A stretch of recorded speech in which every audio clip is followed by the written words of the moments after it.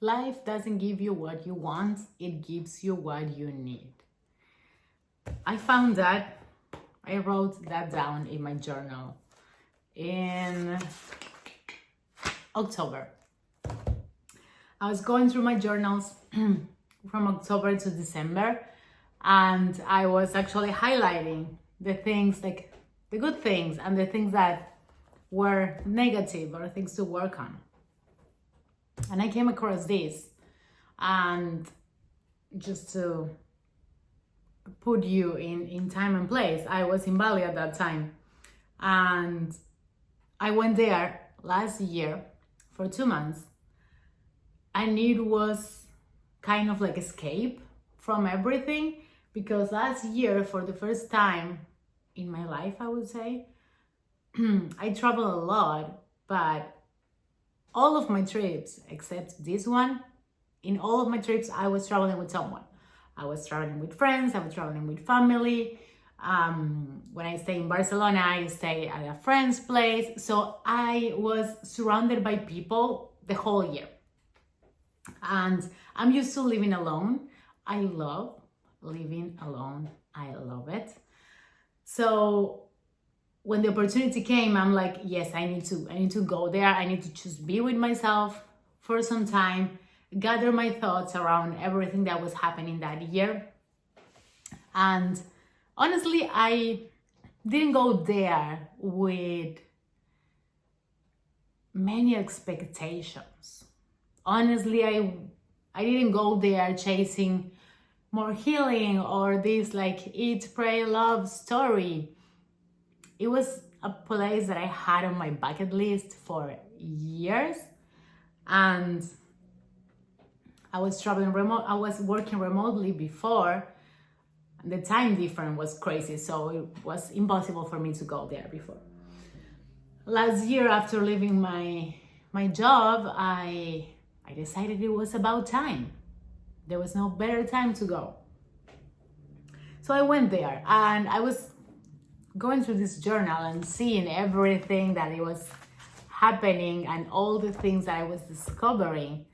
And these parts, the universe doesn't give you what you need, what you want. It gives you what you need to grow. And I felt that whole trip was a big lesson in what I needed instead of what I wanted. Because in my mind, even without all the expectations, I was still thinking about like, okay, Bali, networking, let's go there, let's do business, let's meet people, let's get clients. It's a perfect place for that. That was kind of like in my mind. And also it was all these thoughts around, okay, you're gonna be alone now, you're gonna have all the time in the world. It's time to create. It's time to post 3 times a day, every single day. It's time to make things happen. And it was so funny because what ended up happening was the complete opposite. It was the first time in years, and when I say years, I truly mean it. It was the first time in years that I slowed down. Because even after leaving my job at the end of 2024, even after that, I was not slowing down even a little bit. I was in this high pressure that I was putting on myself only, of getting clients, of getting work, of doing things, of like posting more, creating more, because I had more time. So I had to use that up to the last second. And I got at least 2 times last year before that trip, that I got so burnout because I was doing things out of pressure, out of like, I have to do it. This is my new job, so I have to do this. And all okay with hustling, I realized that it wasn't working for me. I was just doing all those things, not getting anything in return. And I was just getting so drained, tired, exhausted, angry. I was getting so angry because nothing was working. And that trip rewired my brain in the sense of, hey, you know what? You actually get more inspiration when you are rested. You actually have more to give when you feel good, when you slow down, when you tap into even like my feminine energy of receiving, of flowing, and not being in that go to do mode. That trip was such a huge lesson in letting go. And I know I used to hate when people told me, just let it go, just surrender. By the way, I'm still struggling with surrendering, but that's a topic for another day. But the let go part, you need to chill, no, rest, just let it go. I used to roll my eyes every time someone told me that. But honestly, that was probably the best trip of my life. Not because I did much, because thinking about it now, I didn't even go to a lot of the go-to places, spots, like this Nusa Penida beach. I didn't go there. I spent 2 months in Ubud. I went to Canggu, I think twice.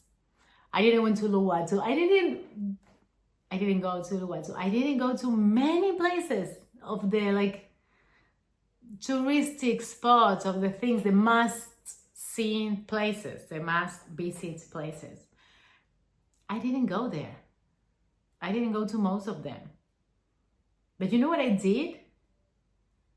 I just chilled. I had long conversations with people that I just met for hours. I had a neighbor in the same villa, and we started spending a lot of time together, and we were just going for lunch and spending maybe 3-4 hours. And I remember thinking some days, when was the last time that I spent 3-4 hours having lunch? I didn't even remember. Honestly, I didn't even remember. Maybe, on a weekend here and there with friends, when you, go out and drink. But a normal lunch, normal conversation.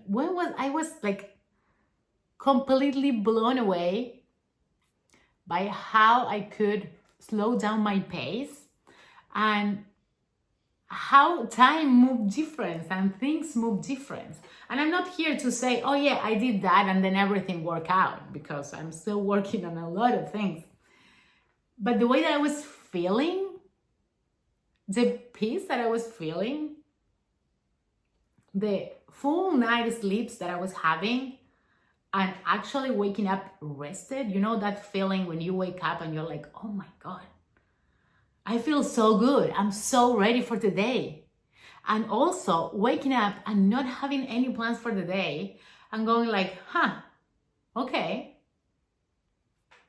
I'm doing my routine, I'm going to the gym, and then I can just wander around, walking around, meeting people just out of the blue, going to classes, to meditations and different things, trying different things.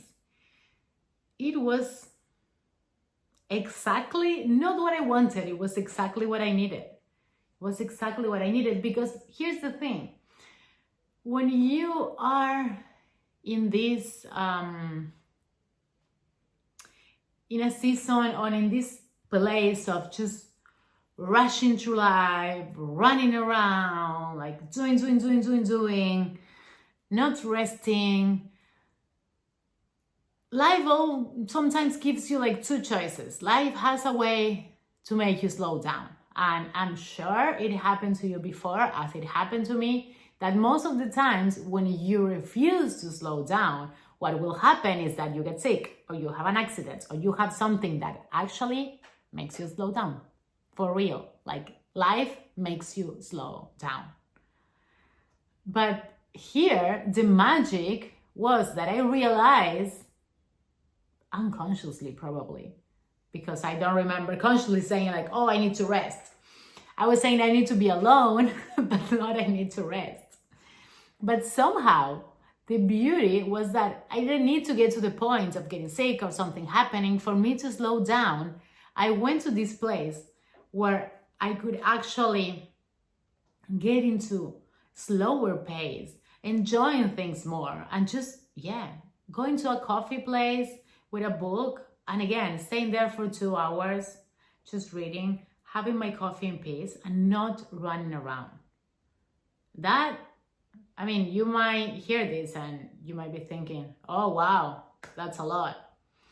But if you've been living, running all the time, rushing through life, taking 2 hours to go to a coffee shop, having a nice cup of coffee and reading a book, it's revolutionary. For real. So if you're in a season of rushing, running around, and I know that when you're in it, it feels like it's impossible for you to get out of it. I know, I was there, I felt exactly the same. But you have the choice. You can let life slow you down in some not really nice way, or you can help life help you, help yourself, and just taking that step, whatever it is for you. Maybe it's just taking a day off. It doesn't need to be like a full trip, 2 months. I know I'm really blessed in that sense. But think about it. If you are in a season like that, this is my invitation for you today. Maybe slowing down is exactly what you need. Not what you want, but what you need.